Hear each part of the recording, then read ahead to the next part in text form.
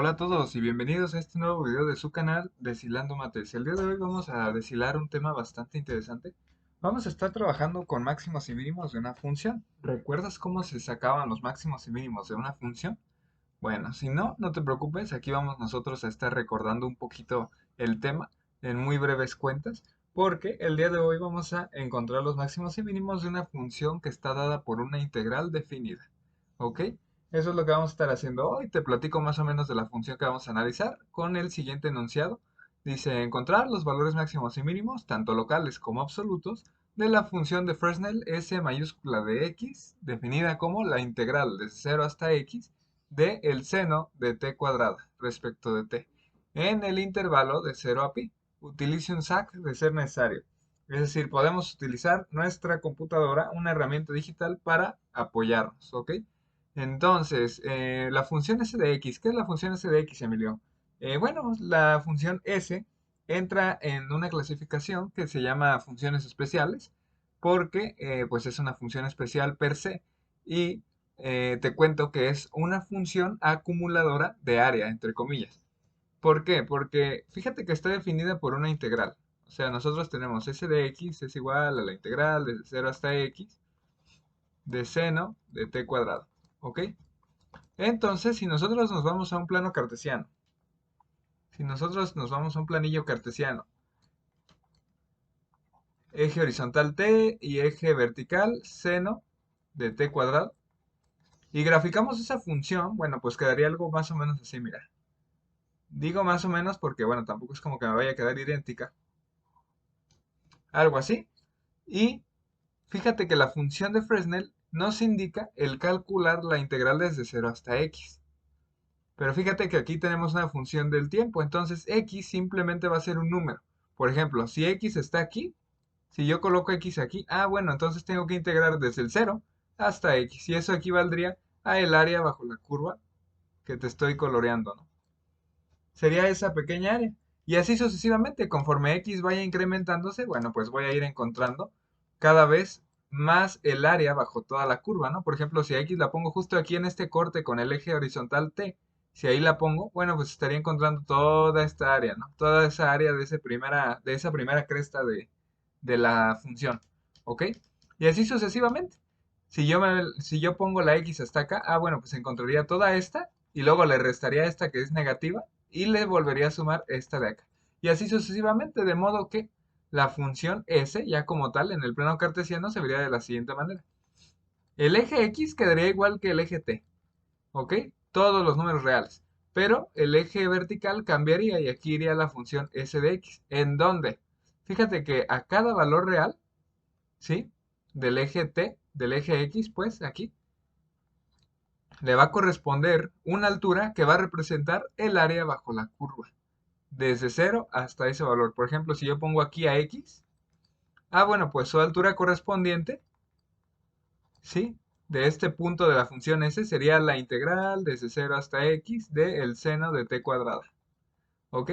Si yo pongo acá, por ejemplo, x más 1, bueno, pues entonces su altura correspondiente sería, pero ahora la integral desde 0 hasta x más 1, ¿verdad?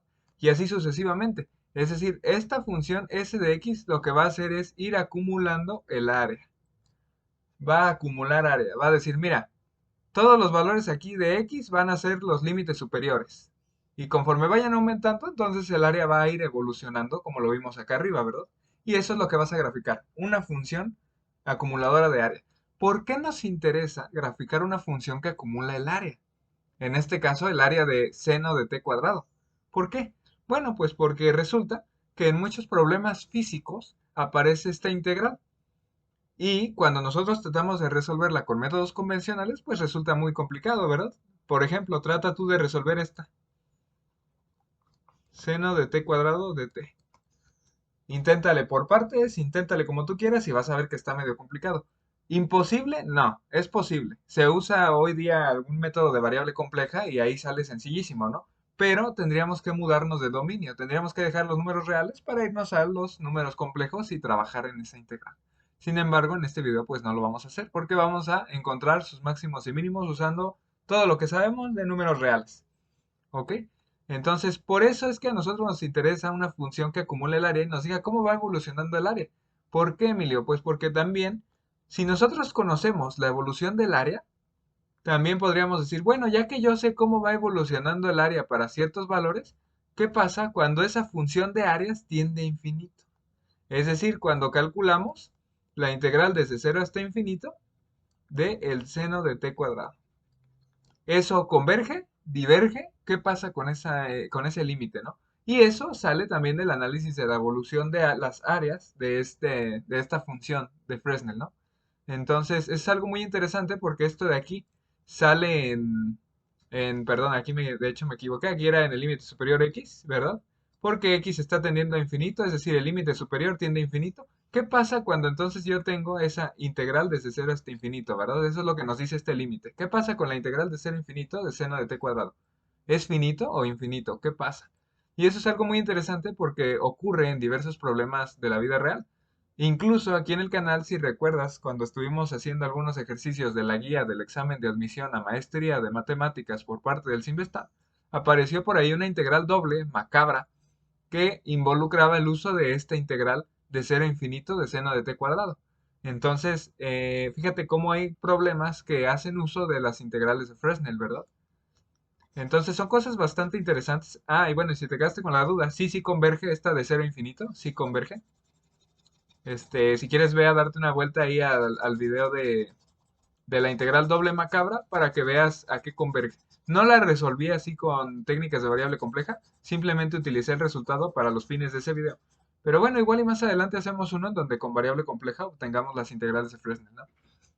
Y bueno, siguiendo hablando de la función s de x, Fresnel tiene dos funciones especiales. Uno, la s, que es esta de aquí, la integral desde 0 hasta x de el seno de t cuadrado de t.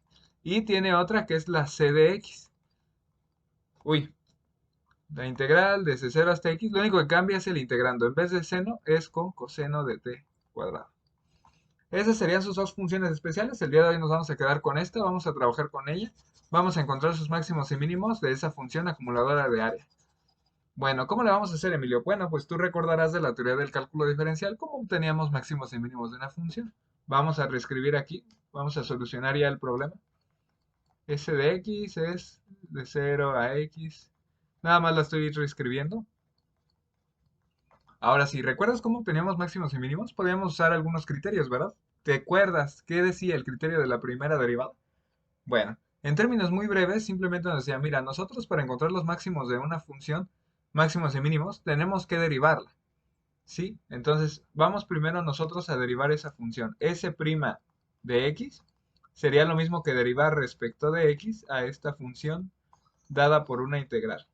¿Cómo derivábamos una integral que tiene esta naturaleza, este aspecto? Bueno, pues usando el teorema fundamental del cálculo, parte uno, ¿verdad?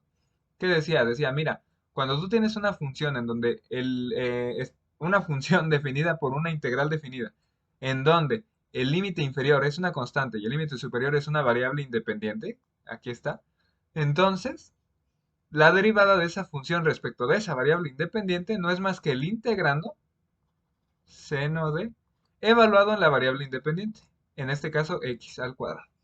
¿Ok? Y listo, esa sería su derivada. Ahora, ¿cómo encontramos máximos y mínimos ya teniendo la derivada? Recuerda que la derivada es una función también, pero que me da pendiente de varias rectas tangentes en una curva. Entonces, cuando la pendiente de esa recta tangente a una curva se hace cero, es porque está pasando esto, mira.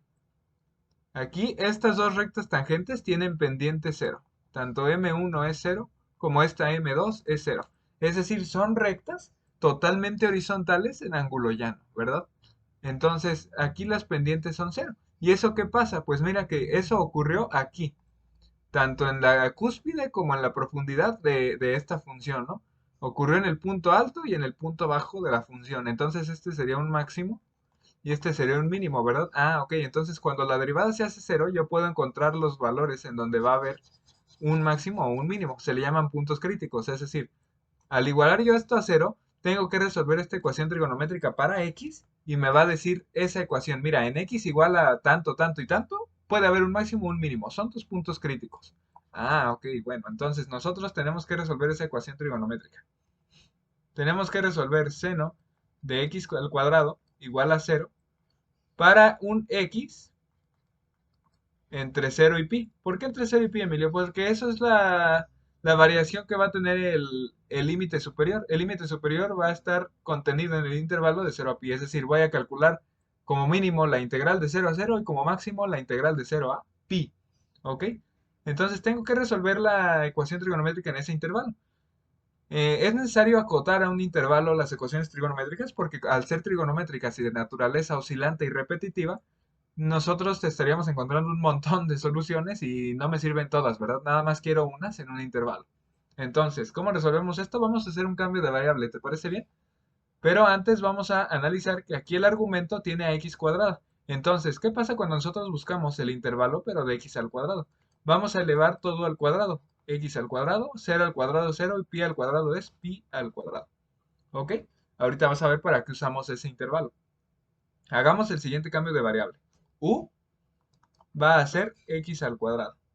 Entonces, fíjate qué pasa con la ecuación trigonométrica. Se convierte en seno de u igual a 0 para el intervalo x al cuadrado que tengo aquí se convirtió en u. Ah, entonces para eso hiciste esa adaptación, Emilio, para poder hacer el cambio de variable en el intervalo también. Así es. U va a estar entre 0 y pi cuadrado. Entonces, ¿qué nos dice esta nueva ecuación trigonométrica? Nos dice, mira, resuélvete la ecuación trigonométrica sencillísima, seno de u igual a 0. Esa es la más sencilla que puede haber con la que uno inicia, ¿no? Pero, analízala en el intervalo de 0 a pi cuadrada. Ese intervalo de 0 a pi cuadrada, ¿cuál es? Bueno, pues si tú tienes la función seno, tú más o menos tendrías así a seno 2. Vamos a dibujarla hasta acá. Ahí mero, déjame alargar aquí este eje. Este es el eje U y este es el eje seno de U. Ok, entonces aquí va a estar el 0, aquí va a estar el pi, el 2pi, el 3pi, hasta aquí. Ya acá está 4pi, ¿no? Entonces fíjate, en esos puntos, en 0, en pi, en 2pi, en 3pi y hasta en 4pi incluso, esta función vale 0, ¿verdad? El seno cruza por 0. Sin embargo, fíjate que yo estoy interesado en analizar en el intervalo desde 0 hasta pi cuadrado. Pi cuadrado es pi por pi, es decir, pi veces pi. ¿Ok? Entonces sería 3.14 bla bla bla veces 3.14 bla bla bla. O sea, 3.14 bla bla bla veces pi radianes. Es decir, estaríamos hablando de un poquito más adelante de los 3pi radianes. Nota que 3pi en efecto es menor que pi al cuadrado, ¿verdad? Puedes corroborarlo con una calculadora, puedes hacer incluso una resta y demás, ¿no? Pero bueno, entonces a nosotros nos estaría interesando hasta aquí más o menos, ¿no? O sea, nos estaría interesando todo este tramo de función nada más de aquí hasta aquí. En ese intervalo, ¿cuáles serían las soluciones? Ah, bueno, pues de ahí me fijo que sería u igual a 0, u igual a pi, u igual a 2pi y u igual a 3pi. 4pi ya no entró porque acuérdate que ya 4pi se salió del intervalo de interés. ¿Ok? Entonces, ya está, ya la resolví, pero para u. Nosotros tenemos que regresar a nuestro dominio original, el de la x. Recuerda que u era x cuadrada, entonces aquí yo reemplazo x al cuadrado y ya 0, pi, 2pi, 3pi. Ahora, fíjate que el intervalo de 0 a pi es netamente positivo. Nos interesa ese intervalo. Por lo tanto, cuando nosotros calculamos aquí la raíz cuadrada para obtener a x nada más vamos a estar interesados en la raíz positiva, ¿no? Entonces, nosotros tendríamos la raíz de 0 es 0, la raíz de pi, pues raíz de pi, la raíz de 2pi, pues raíz de 2pi, y finalmente la raíz de 3pi, pues raíz de 3pi. Y listo, estos van a ser los puntos críticos. ¿Qué dijiste que quería decir eso, Emilio? Ah, bueno, son los valores de x en los que la función s de Fresnel puede tener o un máximo o un mínimo. ¿Ok? En esos valores tenemos que estar concentrados porque ahí es en donde va a ocurrir la magia. Ok, bueno, pues ya tenemos los puntos críticos. ¿Ya acabamos? Sí, ya acabamos. Sale, nos vemos en otro video. No, no es cierto, no te creas. Ya acabamos de hacer el análisis de los puntos críticos. ¿Qué nos dice entonces el enunciado? Mira, encuéntrate los máximos y mínimos, tanto locales como absolutos, por locales, yo aquí voy a usar a locales como sinónimo también de relativos, ¿no? A lo mejor hay alguna teoría en algunos libros en donde los abarcan como otras cosas y demás, pero aquí para nuestro análisis sencillo, así lo vamos a ocupar. De la función de Fresnel en el intervalo de 0 a pi. Utiliza la compu de ser necesario y sí la vamos a ocupar. Vámonos a GeoGebra. Bueno, ya estamos ahorita aquí en GeoGebra. Te platico rápidamente qué es lo que tenemos aquí graficado. Esta curva azul es el integrando de la función s de Fresnel, es decir, seno de t al cuadrado. Esta función azul es seno de t al cuadrado. ¿Qué es lo que vamos a hacer? Dijimos entonces que la función de Fresnel era una función que acumulaba área. ¿Cuál área? El área bajo esta curva azul seno de t cuadrado. Entonces nosotros lo que vamos a estar haciendo es ir incrementando el límite superior controlado por este deslizador y vamos a encontrar el área bajo la curva en el intervalo de 0 a b, ¿ok? Desde 0 hasta b. B va a ir incrementándose gracias a este deslizador y vamos a ir acumulando el área. Eso es lo que vamos a hacer. Entonces, fíjate que conforme yo voy moviendo, déjame desactivar aquí un puntito para que no te haga spoiler. Conforme yo voy moviendo el deslizador, fíjate que ahí se ve el área que vamos encerrando, porque vamos variando, vamos modificando el límite superior. Entonces vamos encerrando una mayor región y después nos vamos a lo negativo y así sucesivamente hasta pi, porque recuerda que el intervalo de nuestro interés es de 0 a pi. Entonces, para no estar confundiéndonos con todo el resto de la curva, vamos a recortar esta función y vamos a quedarnos únicamente con el intervalo desde 0 hasta pi. Ahí lo tenemos, ya la tenemos recortada, ya está desde 0 hasta pi. Aquí está el extremo inicial 0 y acá está el extremo final pi. Ok, entonces, ¿qué vamos a hacer ahora, Emilio? Bueno, pues vamos a empezar a ver otra vez lo del área. Aquí se ve cómo va incrementándose, luego viene lo negativo y otra vez lo positivo y un pedacito ahí de negativo, ¿no? Con esta pequeña animación me imagino que ya te quedó claro entonces qué es lo que hace la integral de Fresnel, ¿verdad? La función especial s de x de Fresnel. Entonces, ahora vamos a graficar la función de área. Es decir, nosotros estuvimos calculando aquí el área, entre comillas. ¿Por qué? Entre comillas, porque van a haber cosas aquí negativas también y pues no me atrevería a decir que es un área negativa porque no es correcto, ¿verdad? Simplemente el resultado de la integral se puede interpretar como el área positiva al menos aquí. Y después le restamos a esa área positiva lo equivalente a lo negativo de acá abajo.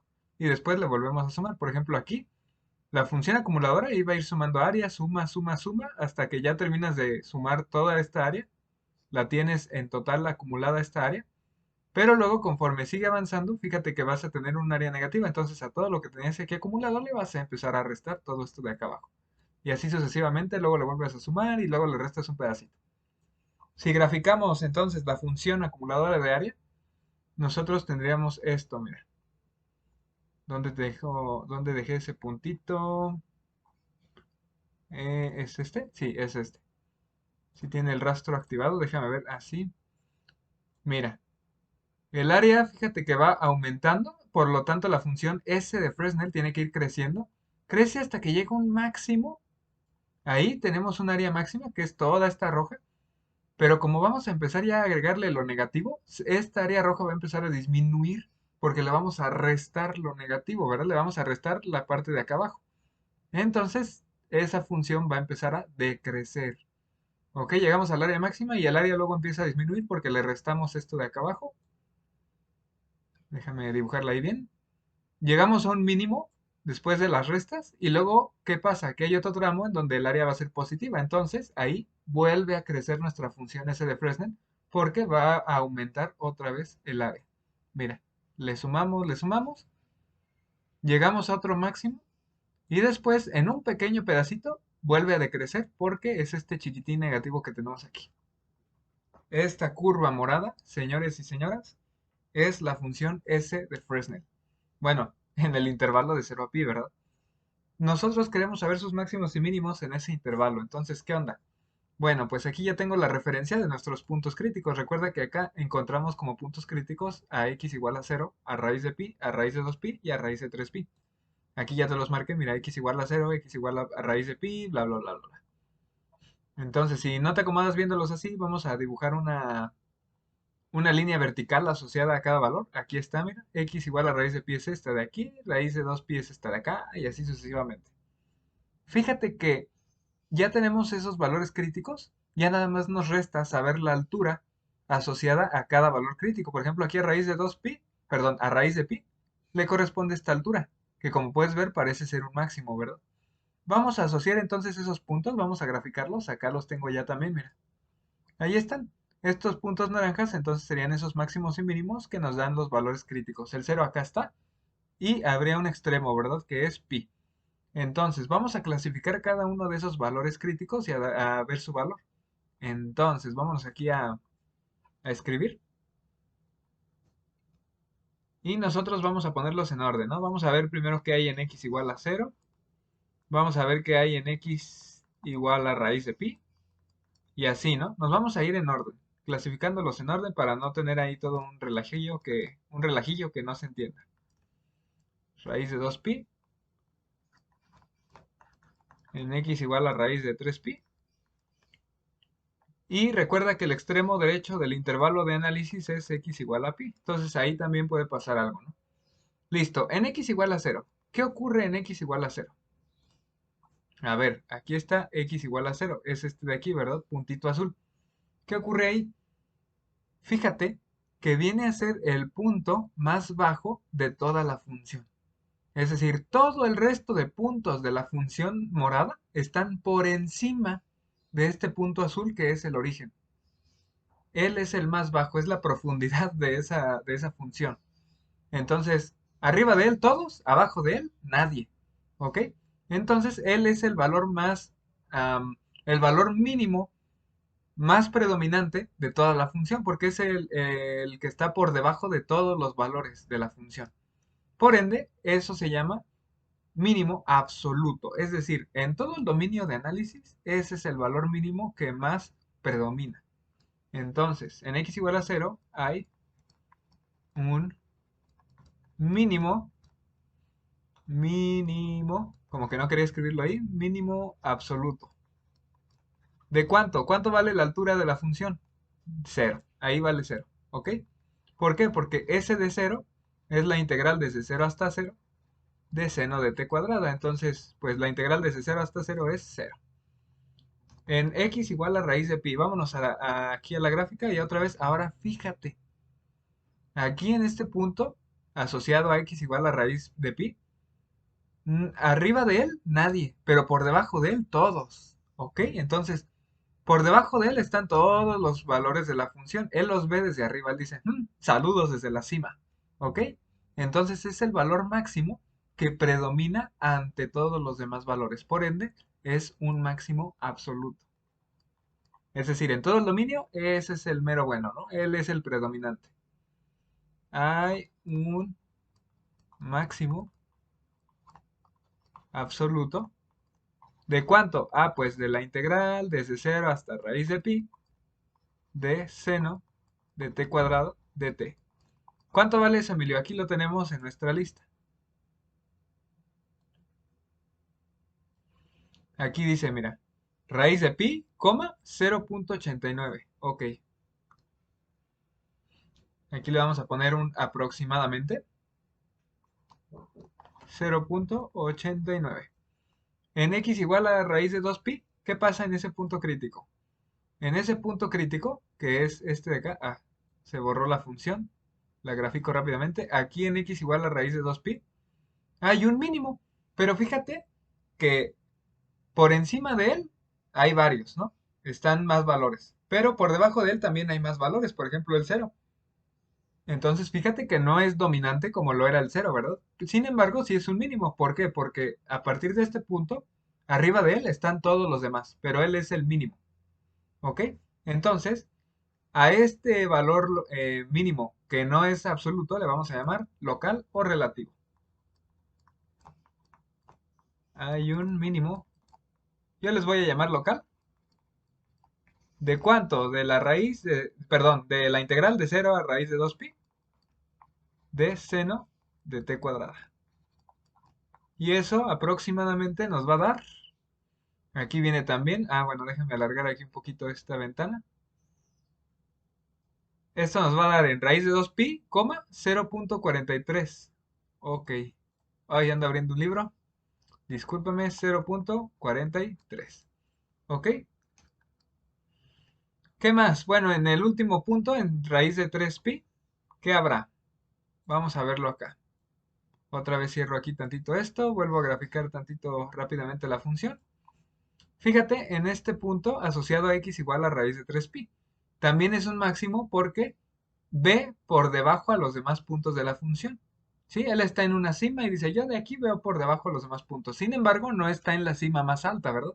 Porque en la cima más alta ya estuvo este de acá, ¿recuerdas? Él veía a todos por debajo de él. Este también ve a algunos por debajo de él, pero no al de x igual a raíz de pi, ¿verdad? Entonces este de acá también va a ser un máximo, pero no absoluto. Va a ser un máximo, un máximo local. ¿De cuánto? ¿Cuánto vale esa altura? De la integral desde 0 a raíz de 3pi del seno de t cuadrado de t. Y eso va a ser aproximadamente, otra vez nos vamos aquí a... Ah, no me lo abre. Ya. Ah, bueno, después de estas fallas técnicas, aquí en la raíz de 3pi, 0.78. Bueno, ¿y qué va a pasar en x igual a pi, Emilio? Es el análisis que nos queda, ¿verdad? X igual a pi, el extremo derecho del intervalo. ¿Habrá algo interesante? Pues no, porque fíjate que x igual a pi es este punto que está aquí.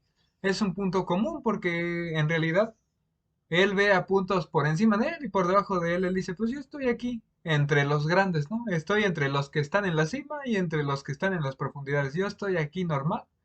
Entonces no soy ni predominante, no soy ni un máximo ni un mínimo, no estoy en ninguna cima ni en una profundidad, todo tranquilo conmigo. Soy un punto más. Entonces este x igual a pi es un punto más. Entonces no entra dentro de nuestra clasificación de máximos y mínimos. El cero sí.